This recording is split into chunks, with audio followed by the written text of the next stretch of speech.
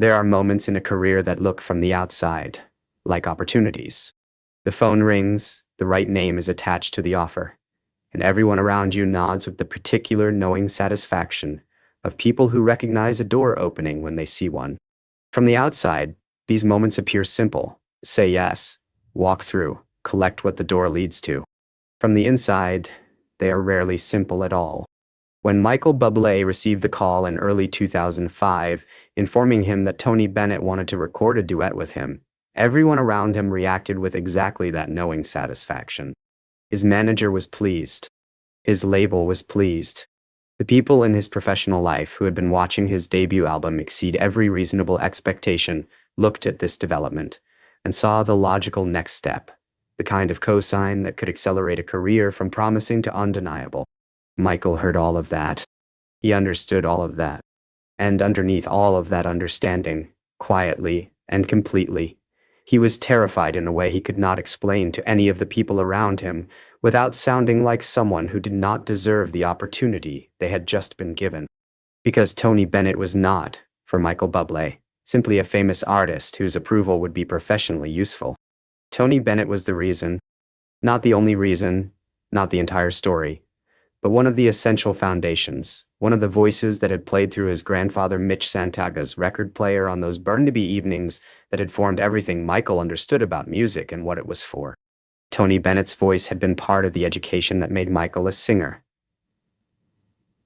And now Tony Bennett wanted to stand at the same microphone with him and find out if the education had taken. That was not an opportunity. That was a test. And Michael had been in the music business long enough to know that some tests, failed in front of the right people, cannot be recovered from. To understand why the call terrified Michael Bublé, you have to understand what Tony Bennett represented in the specific emotional geography of his childhood. Mitch Santaga, Michael's grandfather, was a man of precise and genuine taste in music. He loved the great American standards the way only a certain kind of person loves them. Not as nostalgia, not as background, but as a living emotional language that said things about being human that ordinary conversation could not. He had his opinions. He knew what he believed about voice and interpretation, and what it meant to inhabit a song rather than simply perform it. And among all the voices in his collection, Sinatra, Nat King Cole, Ella Fitzgerald, the whole constellation of the tradition, Tony Bennett occupied a particular position. Mitch believed that Tony Bennett understood something about honesty and singing that even Sinatra, for all his greatness, occasionally sacrificed for the sake of elegance. Bennett sang as if the song was true. Not as if it were a beautiful thing worth performing beautifully, but as if it were actually, specifically, personally true. As if the words were things he had lived, rather than things he had been given to interpret. This quality, Mitch would explain to his grandson, was rarer than people recognized. Technique was everywhere. Genuine emotional honesty in a voice was something else. Young Michael absorbed this with the total attention he brought to everything his grandfather told him about music. He listened to Tony Bennett with the ears of someone who had been taught to listen carefully, and he heard what Mitch was describing. The quality of directness, the refusal to hide behind the beauty of the voice, the willingness to let the song be more important than the singer, which is paradoxically what makes the singer unforgettable. He had been trying, through his entire career, to do what Tony Bennett did. Every song he recorded was in some sense an attempt to inhabit rather than perform, to find the specific truth in each piece of material and let that truth shape the sound. It was the most important thing his grandfather had taught him. It had come from listening to Tony Bennett. And now Tony Bennett wanted to see what Michael had learned. Michael spent 3 weeks preparing for the recording session with a thoroughness that exceeded anything his normal process required. This was not simply because he wanted to be technically ready. He was always technically ready. This was something more anxious and more specific, a need to prove to himself, before he had to prove it to anyone else, that he belonged in the room he was about to enter. He listened to Tony Bennett recordings obsessively, not to imitate, which he understood would be both impossible and wrong, but to understand more completely what the quality his grandfather had identified actually consisted of in practice. He broke down performances he had heard hundreds of times, listening for the moments where Bennett made choices that a technically accomplished singer might not have made, where he allowed imperfection to serve truth, where he leaned into the specific weight of a lyric rather than gliding over it, in service of the melodic line. He worked with his vocal coach. He ran through the song they would be recording, How Do You Keep the Music Playing, a duet that required the two voices to find each other and stay found, to maintain individual identity while creating something genuinely shared.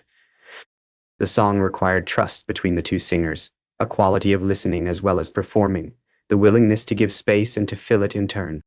Michael could hear what the song required.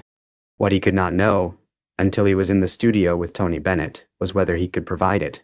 Whether, standing next to the living embodiment of everything he was trying to do, he would be able to do it rather than simply being overwhelmed by the proximity of the thing he had always been reaching toward. His manager noticed the preparation and interpreted it as professionalism. His band noticed it and interpreted it as perfectionism. Neither interpretation was wrong. Neither was entirely right.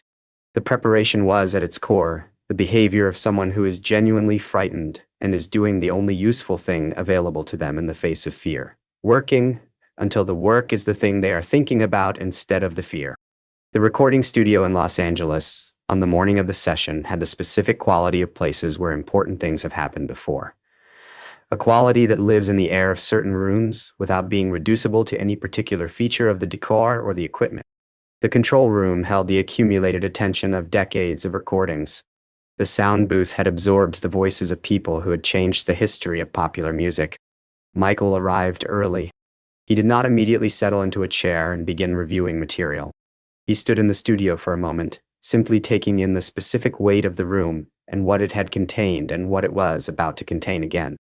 Several musicians were tuning and warming up. Everything was proceeding with the calm professionalism of people who knew what they were doing. Tony Bennett had not yet arrived. Michael found a chair in the corner of the control room and sat in it and reviewed his notes, not because he needed to review them, but because having something to do with his hands and his attention was preferable to simply waiting. He went through the song in his mind, passage by passage. He thought about the choices he had made in preparation and whether they were the right choices. He wondered, not for the first time, whether the thing his grandfather had heard in Bennett's voice was something that could be learned or something that simply arrived in certain singers and was absent in others, and which category he himself fell into. And then the studio door opened. Tony Bennett, at 78 years old, occupied a room differently from the way most people occupy rooms. Not with celebrity presence in the practiced sense. Not with the conscious deployment of personal magnetism that some famous people develop as a professional tool, but with something quieter and more complete, the presence of someone who has been doing the same thing for 6 decades and has, somewhere along the way, stopped needing anything from the room he is entering. He had arrived at the specific freedom that comes from having nothing to prove, and that freedom was the most striking thing about him. He moved through the studio greeting people with the unhurried warmth of someone for whom warmth was not a strategy, but a default condition. He spoke with the engineers. He spoke with the musicians. He accepted a cup of coffee and looked around the room with the eyes of someone who genuinely liked being in studios, who found them comfortable in the way that people find comfortable the environments where they have spent the most meaningful parts of their lives. Then he saw Michael in the corner of the control room. He crossed to him, extended his hand, and Michael stood and shook it. Tony Bennett looked at him for a moment with the direct, unhurried attention that was apparently characteristic of how he encountered people. As if he was actually seeing who was in front of him, rather than processing the encounter through the filter of expectation. "I've been listening to your album," Bennett said. His voice in conversation had the same quality as his voice in song. Direct, unaffected, the accent of the Bronx, still present after 7 decades of professional success. "You do something interesting with the phrasing. Most young singers rush the ends of phrases. You don't."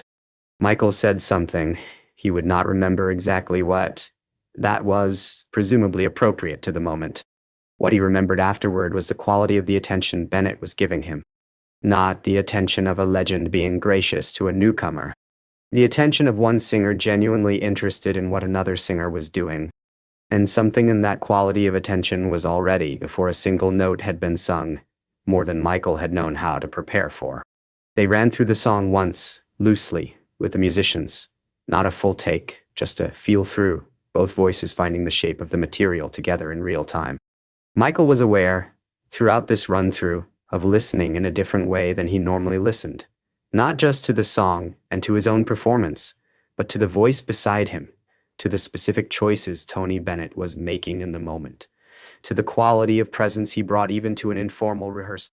Bennett sang the way Mitch Santaga had described, the directness, the refusal of ornament for its own sake, the sense that the words in the song were actually true, that the emotion they named was actually felt, that the singer had arrived at the microphone with something real to express rather than a skill to demonstrate. What Michael noticed listening from 6 feet away was that this quality was not a technique. It could not be practiced or developed through repetition. It came from somewhere more specific than craft. Between the run-through and the first proper take, there was a short break. Michael stood near the piano, going over a particular passage in his mind, when Tony Bennett walked over and stood beside him. He looked at Michael for a moment with the same direct, unhurried attention of their first meeting. "Tell me about your grandfather," Bennett said. It was not the question Michael had been expecting. It was not, on its surface, a question about music at all. Michael looked at him. "How did you know?" Michael asked. Bennett smiled, briefly. "I didn't," he said. "But you sing like someone who learned from someone who loved it, not from someone who studied it. There's a difference. So, I thought there was probably someone." The studio was very quiet. The musicians had stepped away. The producer was occupied in the control room. It was, in the middle of a professional recording session, an unexpectedly private moment. And Michael understood, with a certainty that arrived before he had the words for it, that what happened in the next few minutes was going to matter more than any of the 3 weeks of preparation that had preceded it. Michael talked about Mitch Santaga for approximately 10 minutes, a long time between takes in a recording session, and one that none of the people in the studio attempted to interrupt. He talked about the evenings in Burnaby, about the record player and the specific quality of the scratches on the well-played records, the way those surface sounds had become inseparable from the music itself, part of the texture of what the standards sounded like when they were truly loved. He talked about sitting very still while his grandfather listened, learning that stillness was the right response to music that mattered. He talked about the lesson, never stated directly, always demonstrated, that a song was not decoration but expression, that the voice was a vehicle for something real, rather than a display of something accomplished. He talked about Tony Bennett specifically, about what Mitch had said about the quality of honesty in Bennett's singing, about how that description had become the standard, the thing Michael was trying to achieve every time he stood at a microphone, in every venue from the wedding receptions of his early career to the arenas he now filled. "You were the example," Michael said. "You were what he was pointing at when he explained what music was for. And now I'm standing in a studio with you, and I don't know if I'm doing the thing he was pointing at or just trying to." He stopped. The studio was very quiet. Tony Bennett looked at him for a moment. Then he said something that would stay with Michael for the rest of his career, not as a piece of wisdom to be quoted in interviews, but as something that settled into him and became part of how he understood what he was doing. "That's exactly what it sounds like," Bennett said. "The not knowing. That's the sound of it being real." The first proper take of "How do you keep the music playing" began 7 minutes after that conversation ended. What happened in that take, and in the 2 subsequent takes that followed before the producer determined they had what they needed, is something that the musicians in the studio would describe in terms that shared a consistent quality, the quality of witnessing something that exceeded what they had expected to witness. It was not that Michael Bublé suddenly sang better than he normally sang. His technical ability was unchanged. His preparation was unchanged. The specific qualities of his voice were exactly what they had always been. What changed was something more interior than any of those things. The quality of presence that he had spent 3 weeks trying to prepare for through listening and rehearsal and studied analysis arrived not through preparation, but through conversation, through being asked about Mitch Santaga, through being told that the not knowing was the sound of it being real. Tony Bennett sang beside him with the same quality he had always brought to everything. Direct, unhurried, honest in the specific way that Mitch Santaga had spent years trying to articulate to a boy in Burnaby. And Michael sang back, and the 2 voices found each other the way the song required. and the producer in the control room stopped making notes and simply listened. The thing that Michael had been reaching toward for his entire career, the thing his grandfather had pointed at and called honesty. The thing that Bennett had confirmed was present when you could not quite be certain it was, arrived in that studio not through the discipline of preparation, but through the specific grace of being seen accurately by someone qualified to see. The recording session ended in the early afternoon. Michael and Tony Bennett sat in the studio for perhaps 20 minutes, talking in the easy, unhurried way that the session had made possible. Bennett asked about the tour, about the venues and the audiences, about what it was like to play this music live for people who had not grown up with it. Michael answered with the specific enthusiasm of someone who had found that the audiences for these songs were larger and younger and more genuinely hungry than anyone in the industry had predicted. Bennett listened. Then he said something that Michael would carry without needing to write down, because it had settled into him with the weight of things that do not require recording to be remembered. The music finds the people who need it, Bennett said. Your job is just to make sure it's honest enough to be worth finding. Michael did not respond immediately. He sat with the statement for a moment, in the quiet of the studio that had been the setting of one of the most significant afternoons of his professional life. Then he nodded. That was sufficient. Some confirmations do not require elaboration. They shook hands at the door. Tony Bennett left with the same unhurried warmth with which he had arrived, as if the afternoon had been simply what he expected. One singer talking with another, two people who loved the same music finding their way to each other through it. Sure. For Michael, it had been something considerably larger than that.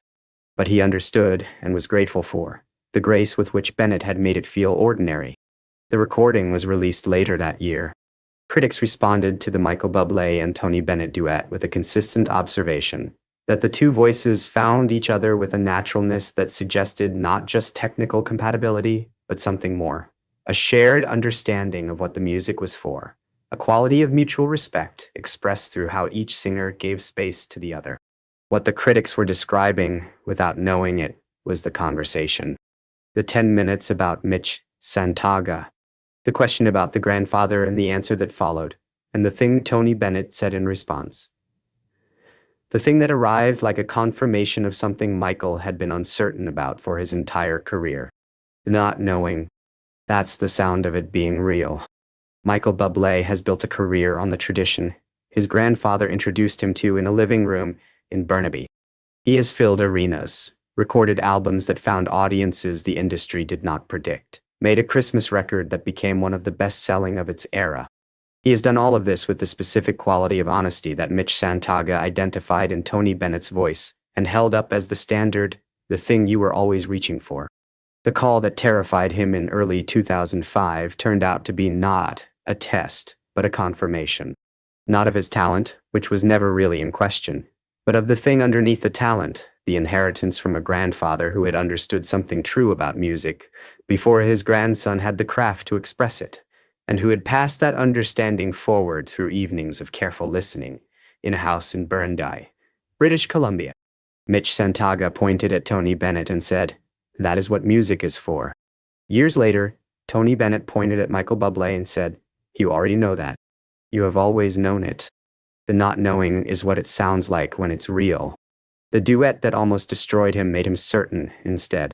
And the certainty has been in every performance since, not as confidence, which is a different and shallower thing, but as the specific quality of a singer who knows what he is doing and why, because the person who first set the standard confirmed, in a studio in Los Angeles on an afternoon in 2005, that the standard had been met, that the thing Mitch Santaga had pointed at across a record player in Burnaby had traveled through the years and the songs and the venues and arrived, intact and real, in the voice of the boy who had sat still enough to receive it.